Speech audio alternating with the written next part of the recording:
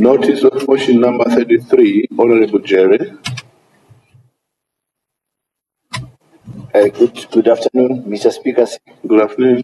I rise to move the motion in my name as per the order paper. Thank you very much. 4 seconds.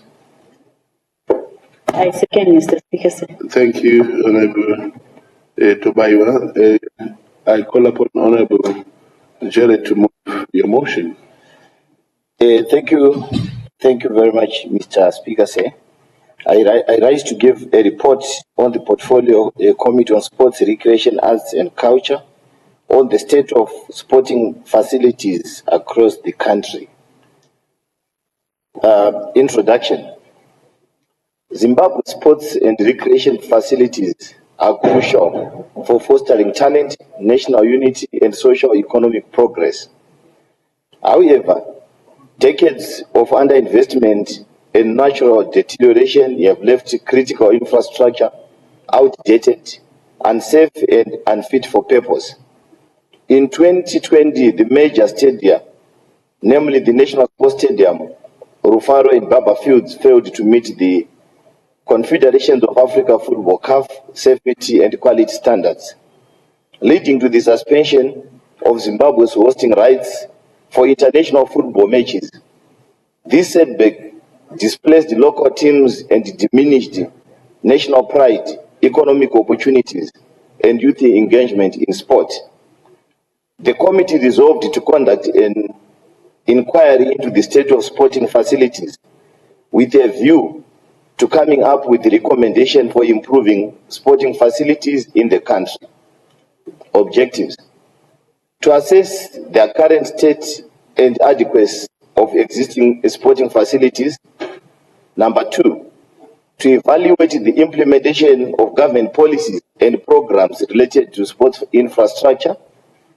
Number 3, to identify challenges faced in utilizing and maintaining sporting facilities. And number 4, to engage with key stakeholders with a view to finding lasting solutions to improve facility management and funding. Methodology.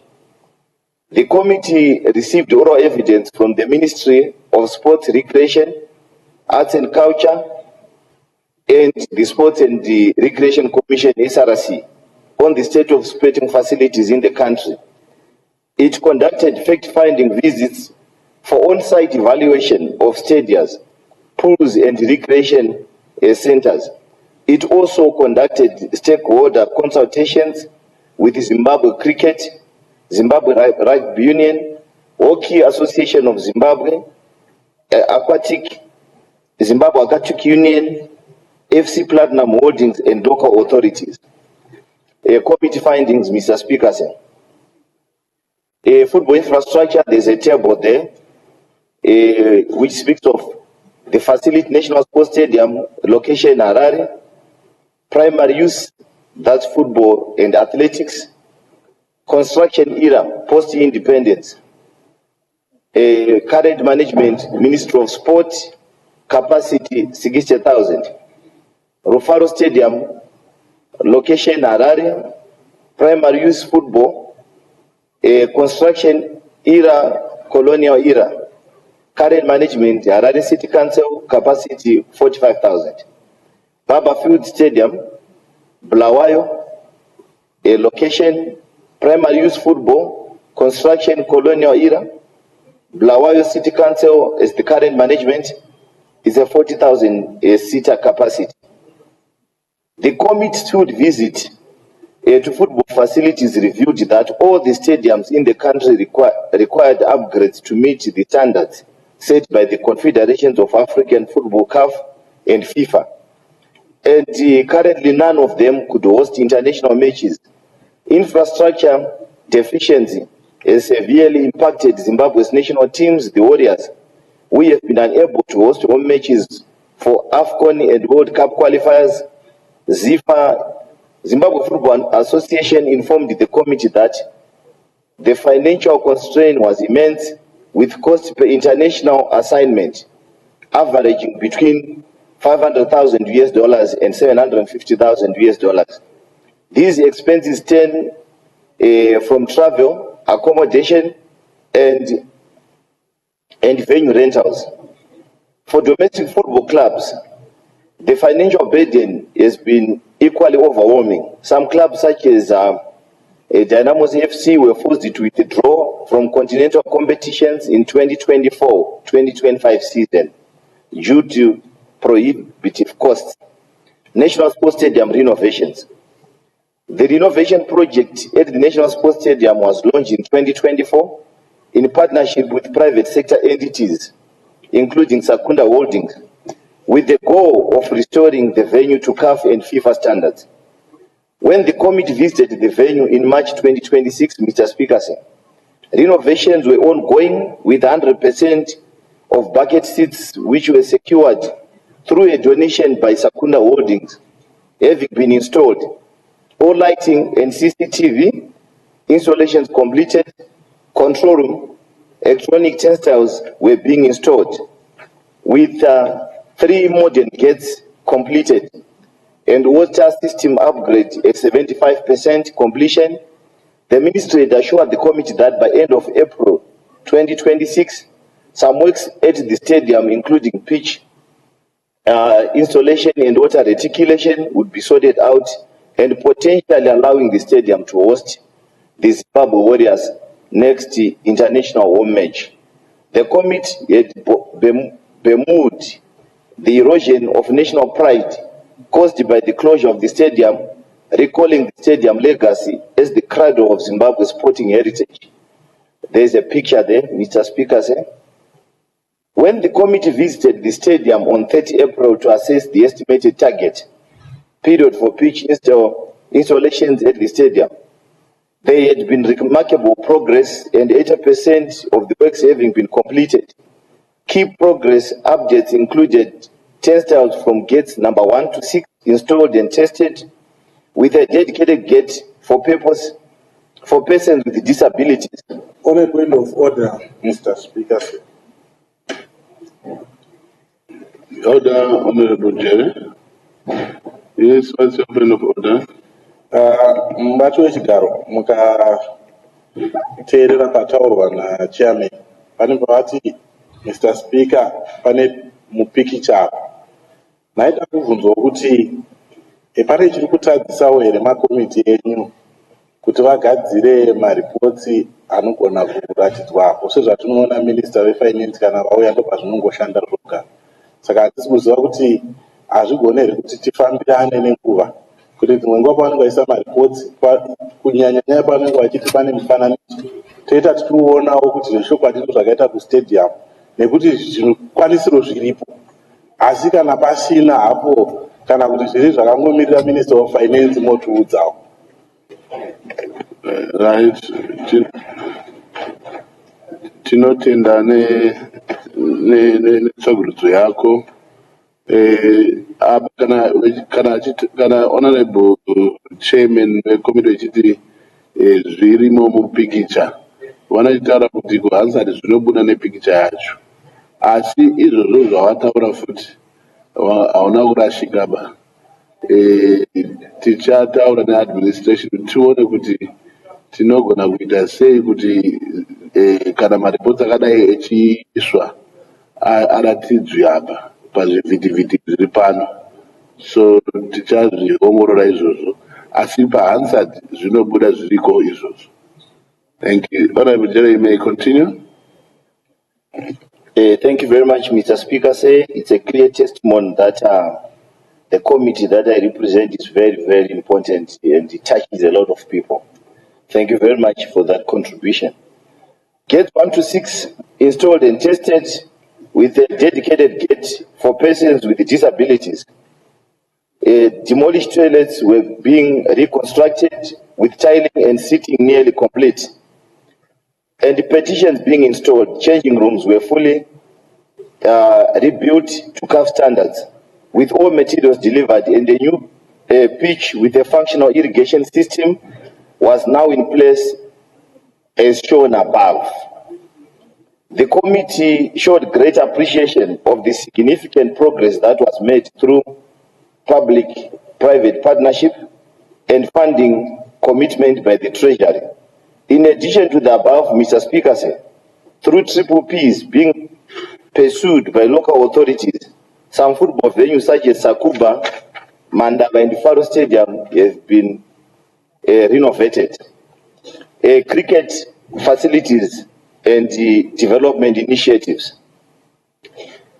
The ministry informed the committee that cricket infrastructure used by Zimbabwe Cricket included primary venues such as Harare Sports Club and Queen's Sports Club in Bulawayo, and were fully operational for international matches.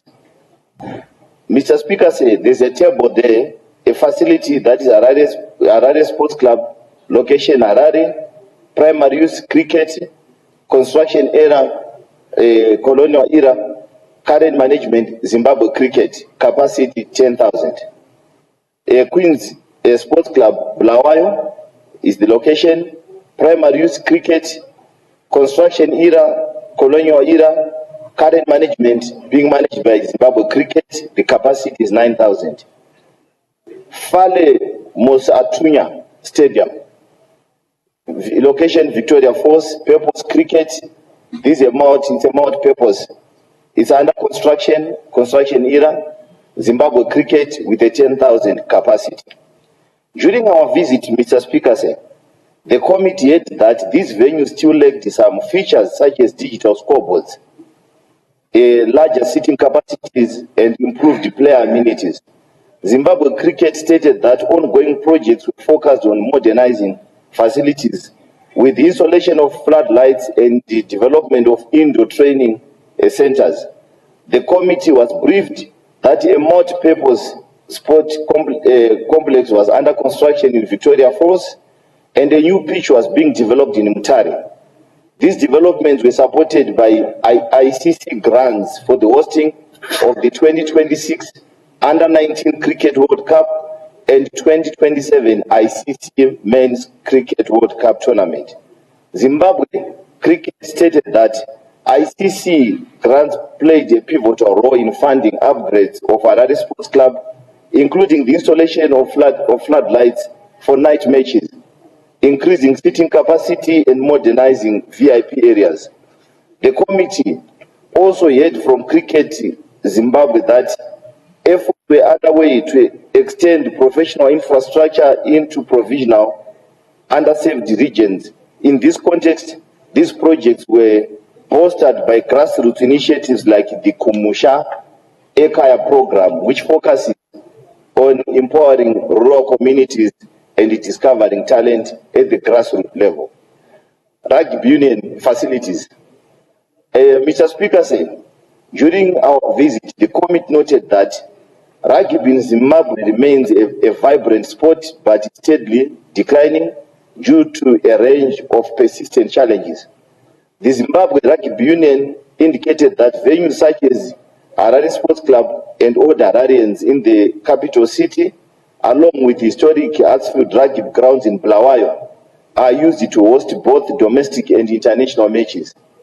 The committee had that rugby enjoys significant participation across the country. However, the sport's growth is twofold by insufficient funding and limited institutional support, particularly in rural areas and regions outside major urban hubs. Efforts to address these shortcomings had yielded mixed results.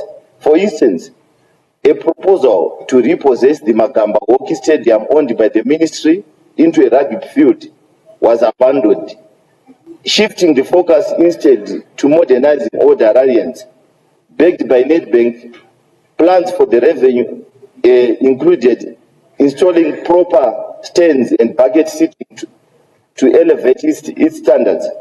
The Rugby Union underscored that improving facilities and infrastructure was crucial to attracting more players and funds and revenue to the sport.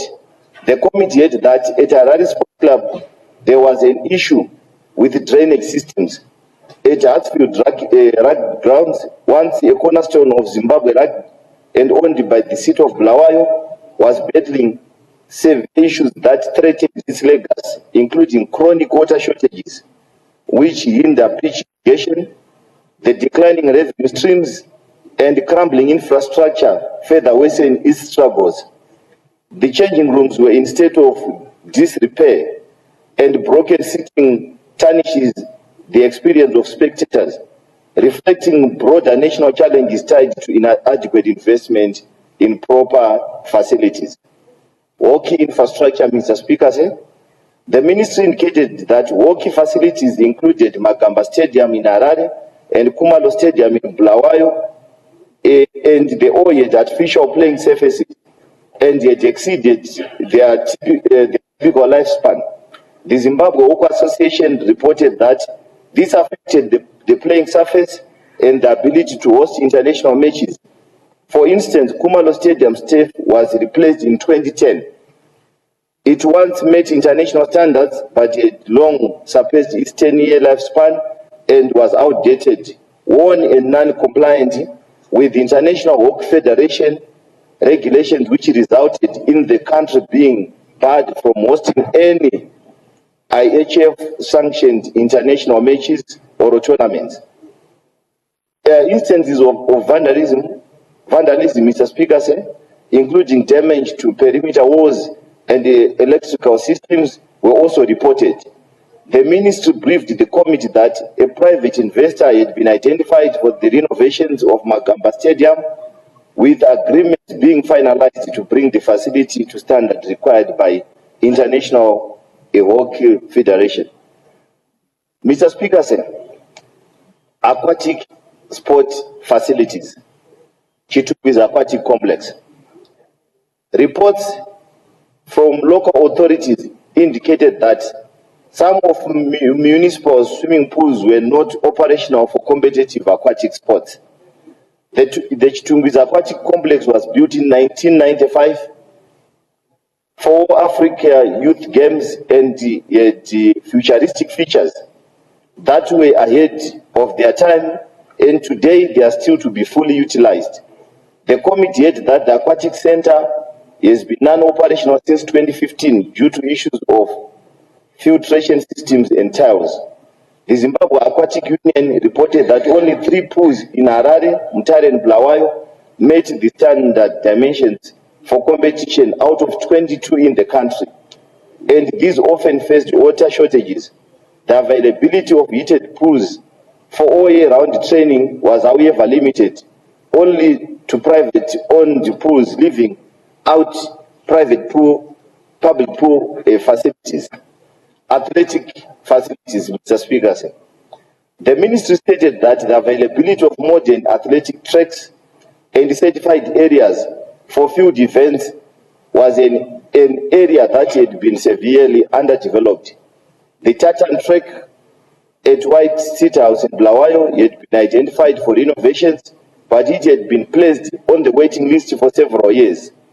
The SRC further asserted that the athletic track at National Sports Stadium, which used it to host local athletes for regional qualifications, timing was no longer functional due to prolonged renovations. Committee was also briefed that in rural provinces there was limited access to dedicated basic athletic tracks, and athletes were utilizing school grounds, which can influence a slow development pathway for athletes in those regions. Evaluation of policy implementation and legal coordination, Mr. Speaker. The committee assessed Zimbabwe's framework for maintaining sporting facilities, which is underpinned by legislation, strategic plans, and recent government initiatives. It was noted that oversight on sporting facilities was shared between the Sports and Recreation Commission and the Ministry of Sports, Arts, Recreation, Arts and Culture, while local authorities and private sector handle implementation. The Sports and Recreation Commission, Chapter 25.15, establishes that SRC is the statutory body responsible for the infrastructure oversight. Statutory Instrument 194 of 2023 formally assigns the administration of the Act to the Ministry of Sports, clarifying the chain of authority. Furthermore, the SRC Strategic Plan 2021-2025 provide strategic direction, focusing on infrastructure development and public-private partnership in line with the National Development Strategy 1 and Vision 2030.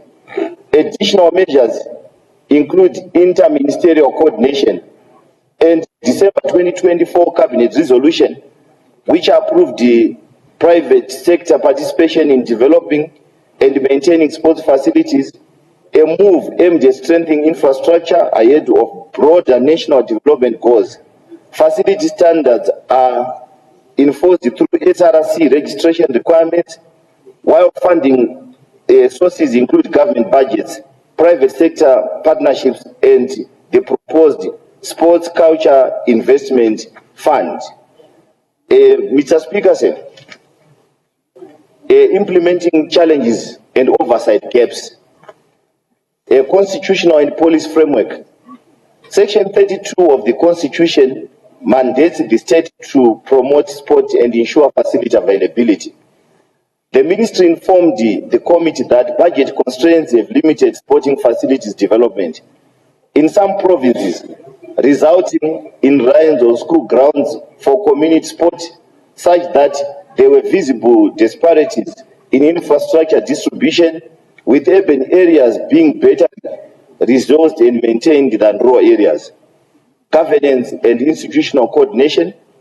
Mr. Speaker said the committee heard from the ministry that facility management involves multiple entities, including SRC, the Ministry of Sports, the Ministry of Local Government, and local authorities, leading to coordination challenges. The ministry and local authorities admitted that there was no specific post of dedicated sports officers in most local authorities to ensure proper management of these facilities, while the government directed councils to allocate 7% of their gross collections through the local authorities budget circular number 1 of 2024 to facilitate maintenance. Many local authorities reported to have inadequate revenue to meet this target due to other competing priorities in service delivery. Challenges in utilizing and maintenance of these facilities, funding and financial management. The committee heard from the most authorities that while December 2024 local authority budget circular directed councils to allocate 7% of their gross revenue towards sport facilities, most admitted of failing short, allocating less than 5%. Council cited competing priorities, that is water supply, refuse collection, and sewage as constraining factors. The Zimbabwe Aquatic Union indicated that maintaining a single local swimming pool costs $15,000 annually for chemical alone, a burden most municipalities cannot sustain. Compounding this revenue, revenue collections remain critically low, falling below 30% in areas such as Rishavani Road District Council. The committee identified the structural flaw in the centralization of revenue generated by sports facilities. Facilities such as Magamba and Kumalo Hockey Stadium are required to remit 70% of their revenue to the treasury, leaving only 30% with the Sports and Recreation Commission. This allocation is insufficient to maintain costs, resulting in deteriorating turf and non-functional boreholes. The funding model undermines facility upkeep and reduces the sector's capacity to attract and retain talent. Mr. Speaker, sir, the committee heard that Zimbabwe cricket has retained autonomy over broadcasting rights and revenue generated through corporate sponsorships, clear investment framework, stronger governance, and the strategic use of international grants, yet enabled greater self-sufficiency. Mr. Speaker, sir, tours by major teams such as India significantly boosted broadcasting revenue, sustaining cricket facilities, and enhancing sport tourism. The committee noted the promising local initiatives. Mutare City Council introduced a dedicated sports levy of $1 per household per month for sports infrastructure development. Zvishavana RDC, in collaboration with Platinum Holdings, implemented a GET revenue sharing model. This arrangement allocates 50% of match day revenue to the local authorities' treasury and 20% for CAF games, showing a proactive approach to sustainable facility financing. Mr. Speaker said, the committee assessed the existence of models for leasing sporting facilities. Site visits to Queen's Sports Club and Kumalo Stadium in Bulawayo revealed that leases were held by entities whose primary operations were commercial ventures, including the operation of bars. This had the effect of undermining the core purpose of the facilities, with sporting activities being relegated to a secondary function. The committee observed that this shift in usage occurred against the backdrop of national efforts to combat drug and substance abuse, yet some community facilities yet increasingly become associated with the consumption of harmful substances. The committee expressed concern that such spaces, which ought to be preserved for community benefit and promotion of sport, were being misdirected from their intended purposes. It was further noted that failure to address these challenges could have serious implications for the well-being of the youth and integrity of the country's sports sector. Access and inclusivity considerations, Mr. Speaker. The committee's field visits reviewed the substantial social shortcomings in ensuring that sporting facilities cater to all Zimbabweans. It was observed that gender-based disparities in access to prime facilities were starkly evident. Women's teams were frequently relegated to secondary training grounds or inferior pitches, while men's stadiums were reserved for men's Premier League matches. In Bulawayo, it was noted that only 2 out of 16 recreational centers offered women-only hours, while in Harare, rugby facilities were found to lack female-friendly changing rooms. The committee further noted significant disparities between urban and rural areas, with Harare and Bulawayo possessing relatively well-established sporting infrastructure. The ministry advised that the country's economic performance over recent decades had constrained investment in sporting facilities.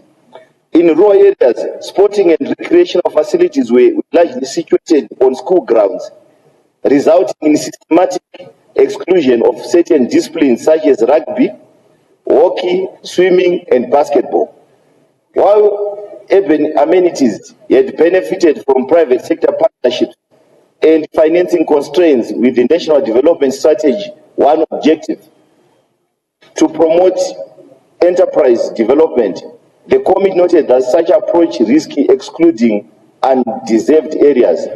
The severe deterioration of Magamba Stadium in Wange was cited as illustrative of systematic imbalances which stand in contradiction to the Vision 2030 pledge that no place and no one should be left behind. Order, Honorable Jere. Honorable members, please let's just allow him to finish off his reports. We'll work on that issue of the reports that they write, but for now, let him just finish off. But if you could go to your summary, Honorable Jere, as well. Thank you very much, Mr. Speaker. I'll be bound by your recommendation. But my fear is, if you look at the report, is talking of different facilities in different areas. I don't want people from Wange to feel that they've been left out, people from Chirezi to feel that they've been left out. So it's very, very important that if you can allow me to just finish, I'm just left with the 3 pages because I have to do justice. Just go ahead. It's okay. Don't explain anything. We are talking, go ahead. Yes, we are talking of the other privileged areas like Wage, and you find... Honorable Jere, just go ahead and read the report. You find a legislator from Wage not getting interest in hearing what is happening in their own areas. It's like shocking. Order. Thank you so much. Order. Thank you so much, Mr. Speaker. I will continue as directed by yourself. Access for persons with disability was found to be severely lacking. The committee observed numerous instances where persons with disabilities would be unable to access certain areas, including the VVIP sections at Rufaro and Barbourfields Stadium, as well as changing rooms at Harare Sports Club. It was assessed that only a few facilities visited by the committee incorporated basic accessibility features such as ramps, accessible toilets, or designated sitting areas. Mr. Speaker, the condition of community recreation centers and the availability of spaces for youth activities were recognized by the committee, with some local authorities linking investment in such facilities to broader youth engagement strategies. The committee flagged the dilapidated state of community recreation centers and the scarcity of dedicated safe spaces of unstructured play and training, particularly in the high-density suburbs and rural areas. The lack of accessible and positive outlets correlates strongly with the rising concern of drug and substance abuse among the youth, which was noted in Wange, Mutare, and Blawaz townships, while initiatives such as Mutare planned sports academies and Blawaz recreational centers programs represent steps in the right direction. The committee stressed that their reach and resources levels remain insufficient. Stakeholder engagement, Mr. Speaker. Local authorities advocated for grants and capacity building initiatives to fund facility maintenance, improve communication, and enhance the quality of sustainability of public spaces. Sporting associations called for a specialized training in facility management, citing the Chitungwiza Aquatic Complex, Mr. Speaker, which was built for the 1995 All Africa Games, with the features that remain underutilized, as an example of infrastructure requiring a proper maintenance to realize its full potential. Associations further proposed the creation of National Facility Rehabilitation Fund, with priority given to critical stadium repairs and the adoption of one stadium per province model to promote inclusivity. Platinum Holding underscored the importance of government incentives in attracting sponsorships for sports development, advocating for the expansion of public-private partnership framework with clear guidelines, balancing private sector collaboration and community accessibility. Zimbabwe Cricket proposed corporate incentives such as tax breaks for companies investing in sports infrastructure.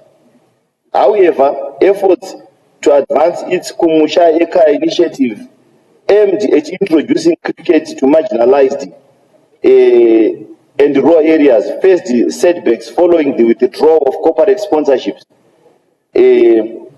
attributed to unfavorable taxation policies on imported goods intended for community donations.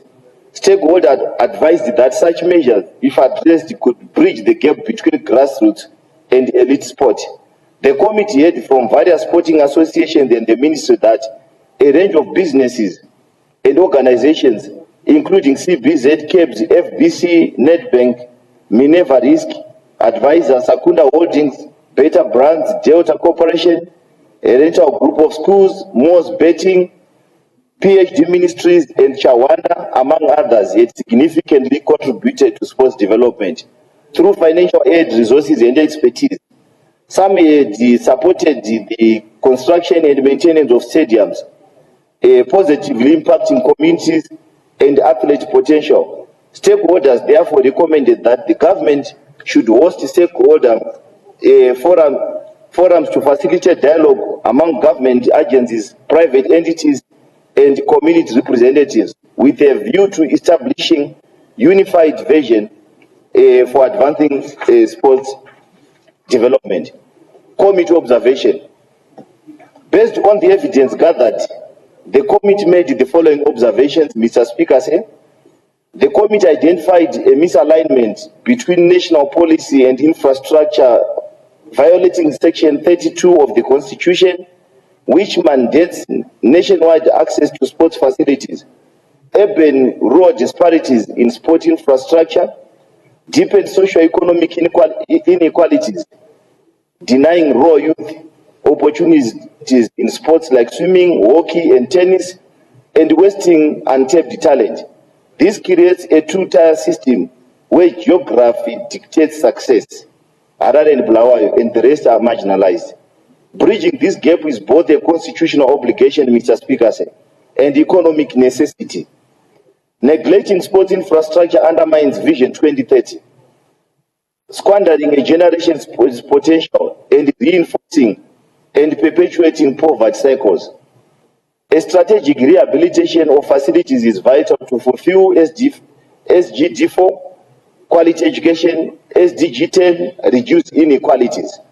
Therefore, urgent parliamentary action to enforce constitutional compliance is not merely important, Mr. Speaker, but essential for national progress by not leaving anyone behind for inclusive development. The committee noted that the inability of major stadiums such as Barbourfields, Rufaro, National Sports Stadium, and Mandava to meet FIFA standards due to issues like bucket seats, lighting, and media facilities had tangible consequences. It forces the national and local teams to play their home games outside the country, resulting in lost revenue, diminished national pride, and a significant setback for local football development and fan engagement. The cost of upgrades, while substantial, must be weighed against these recurring losses. Mr. Speaker, the funding model for public facilities reliant on limited local allocations and central remittances hampers sustainable maintenance, revenue retention structures, and competing service priorities make it challenging for local authorities to meet the recommended 7% budget allocation for sports. The committee observed that without centralized data on facility conditions, planning becomes difficult, and only 40% of local authorities had updated asset list. Isolated instances of successful private investment and triple Ps, such as in cricket and with certain football clubs, demonstrate a potential pathway for facility development. However, the broader application of those models appears to be influenced by factors including policy coherence and the availability of incentives for private sector participation. Consideration for access by women, persons with disabilities, persons living with disabilities, and youth are not constantly integrated into the planning and management of all sporting facilities, Mr. Speaker. This has been noted in the allocation of prime training times, the availability of accessible features, and the conditions of community recreational spaces. The government and financial model employed by Zimbabwe Cricket, which includes autonomy over commercial rights, is observed to correlate with a relatively higher degree of facility development and maintenance. This model offers a point of reference for considering management approaches in the sports sector. The committee noted that there was poor coordination between the Ministry of Sport, Recreation, Arts and Culture and local authorities, who often resisted collaboration on sporting facilities. This was noted as a factor in the underutilization and poor maintenance of community sports infrastructure, as local authorities are key custodians of these assets. The deterioration of community recreation centers and the lack of positive outlets for youth often leads to broader social concerns such as drug and substance abuse in certain townships. This points to the wider social impact of non-functional sporting infrastructure.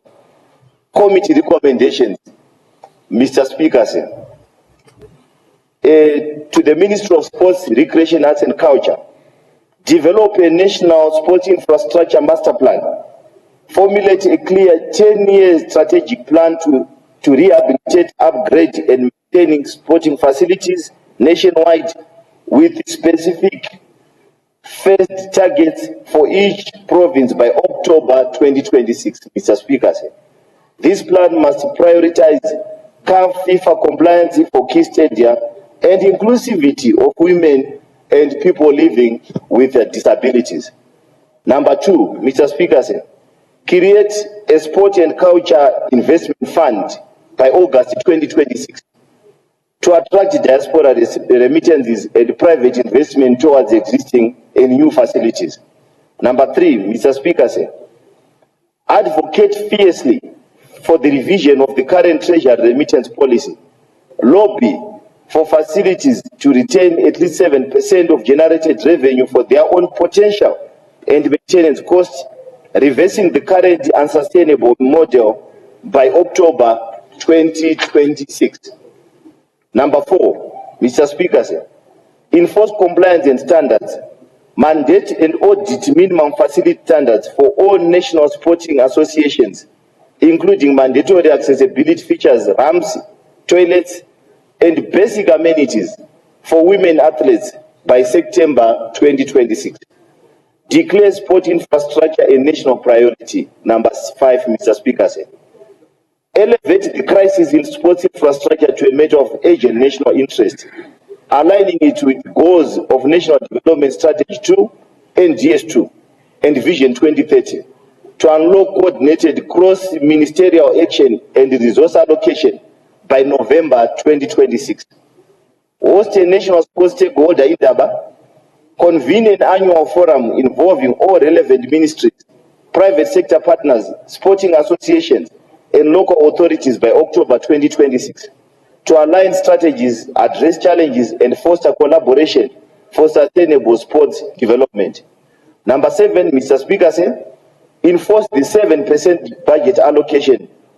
Mandate and monitor compliance reporting by local authorities by October 2026 regarding the directive to allocate 7% of their gross collections to sport and recreation, providing support to help them balance this with other essential services. Promote Triple P frameworks, Mr. Speaker said. Proactively facilitate the approval of Triple Ps for sports infrastructure by October 2026 using the successful models of Platinum and Secunda Holdings with local authorities as a blueprint while safeguarding community access. Mandate acceptable standards. Number 9, Mr. Speaker, advocate for and ensure that all new and proposed sport facilities construction and renovations are adhered to mandatory vessel design standards, making them fully accessible to persons living with disabilities. No facility should be satisfied to use without the features by December 2026. To the Ministry of Finance, Economic Development and Investment Promotion, incentivize private investment. Number 1, publicize clear tax incentives such as tax breaks or write-offs for corporations and business people that invest in sport infrastructure, donate equipment or sponsor leagues and facilities, particularly in rural areas, by October 2026. Ratify the sport levy model. Legislate to allow and encourage other local authorities to replicate Mutari's innovative $1 per household sport levy, providing a legal framework for this sustainable revenue stream. Establish a facility rehabilitation fund. Immediately operationalize a ring-fenced national fund to include private sector partnerships for critical facility repairs, adopting the one stadium per province model as a starting point. To the Ministry of Local Government, Mr. Speaker, appoint dedicated sports officers. Issue a directive by September 2026 requiring all local authorities to appoint dedicated sports and recreation officers to oversee facility management, programming and maintenance, ending the current vacuum of responsibility. audit facility leases, conduct an immediate audit of all leases for all public sports facilities, more so Kumalo Stadium, to ensure they serve their primary sporting purpose and do not prioritize the commercial vouchers that conflict with the community and national interest. To the Ministry of Women Affairs, Community, Small and Medium, as I get to the end, Mr. Speaker, development, mainstream gender and inclusivity in sport. Work with the Ministry of Sport, Recreation, Arts and Culture and local councils to develop and enforce policies ensuring equitable access to prime training and competition facilities for women sports teams by November 2026. Integrate sport into social programs. Formalize the link between functional recreational facilities and the fight against drug abuse. Channel resources into community sports programs in high-risk areas like Harare and Bulawayo townships as a key pillar of youth social development. In conclusion, Mr. Speaker, Zimbabwe stands at a pivotal moment. Decades of underinvestments have eroded sporting infrastructure, but the committee's findings review a blueprint for renewal. The recognition of public-private partnership, devolution, establishing sporting facility database, ring-fencing the 7% of local authorities' budget for sports development as recommended by the committee will see our sporting facilities being better maintained.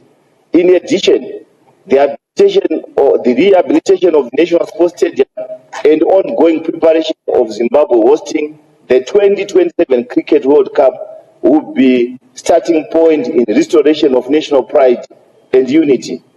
As Honorable Benza asserted during the tour, I open court. These facilities are not concrete and grass. They are incubators for dreams. I close court. The committee urges Parliament to endorse these recommendations without delay, transforming policy into action.